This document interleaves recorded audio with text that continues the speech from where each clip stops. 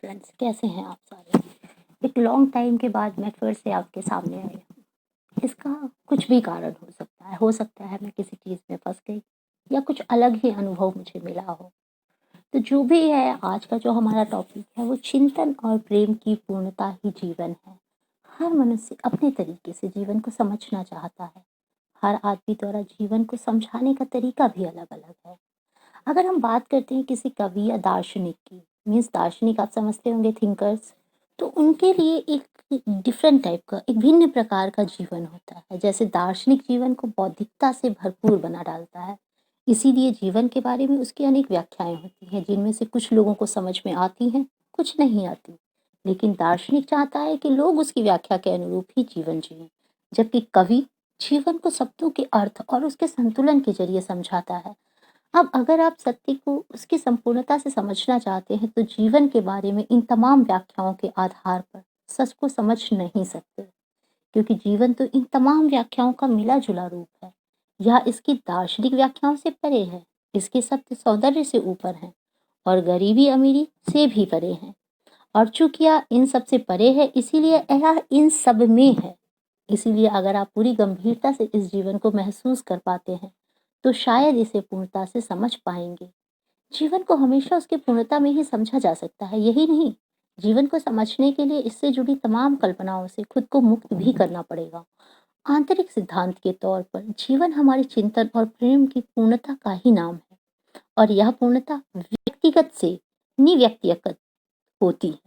ऐसे में हमारी भावना और बुद्धि के बीच निश्चय ही तब तक द्वंद्व चलता है, जब तक वे एक मुक्त जीवन में आनंद का रूप न ले लें। ऐसे में जीवन से जुड़ी तमाम इच्छाएं, चाहे वे कवि की हो, दार्शनिक की हो या किसी चिंतनहीन मनुष्य की हो जो चिंता नहीं करता हो, निचले स्तर पर या हाशिए पर होती है, जबकि आनंद सर्वोपरि होता है। दरअसल जीवन को सही तरीके से न समझ पाने के कारण ही दुख पैदा होता है।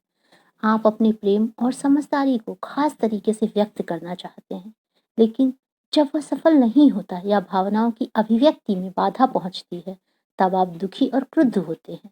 ऐसा भ्रम या अज्ञान के कारण होता है। मनुष्य में क्रोध, दुख या हताशा का भाव क्रूरता का भी नतीजा होता है, क्योंकि लोग दूसरे पर वर्चस्व स्थापित करना चाहते हैं। वर्चस्व का मतलब है कि अपने आप को डोमिनेंट शो करना चाहते हैं, उन्हें निर्देश देना चाहते हैं या उन पर नियंत्रण स्थापित करना चाहते हैं। देना और कुछ पाने की इच्छा रखना, ये दोनों ही एक हैं और इनका संबंध हमारी नश्वरता से है। देने की इच्छा मनुष्य को कमजोर करती है, जबकि पाने की इच्छा का मतलब है किसी बाहरी तत्व पर हमारी निर्भरता। हम किसी बाहरी एलिमेंट पे, किसी दूसरे पे निर्भर हो जाते हैं, डिपेंड है। इसीलिए इन दोनों का ही सत्य से कोई संबंध नहीं होता है। समझने की बात यह है कि कुछ देने या कुछ पाने की इच्छा हमें अपने अंदर से बाहर की ओर ले जाती है।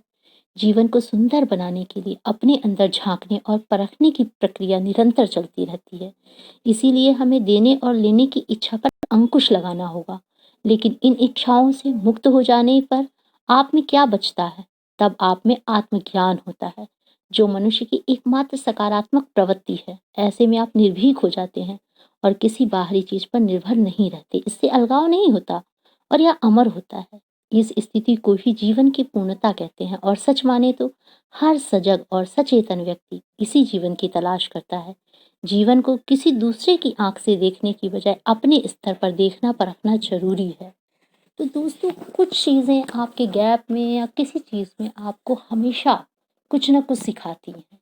इसलिए जब आप बहुत परेशान हो, बहुत तकलीफ में हो, तो कुछ समय के लिए, कुछ दिनों के लिए एकांत होकर सोचिए, चाहे वो आपके कैरियर से संबंधित हो, जीवन के किसी फैसले से संबंधित हो या किसी व्यक्ति विशेष के बारे में हो। हर चीज के लिए आप किसी से भिड़ें, किसी से झगड़ें, किसी प्रकार का डिस्प्यूट करें, उससे बेहतर है शांत रहकर अपने अंतर मन में झांकें और देखें कि गलतियां, मिस्टेक्स, फॉल्ट्स किसकी हैं, कहाँ हैं, कैसी हैं।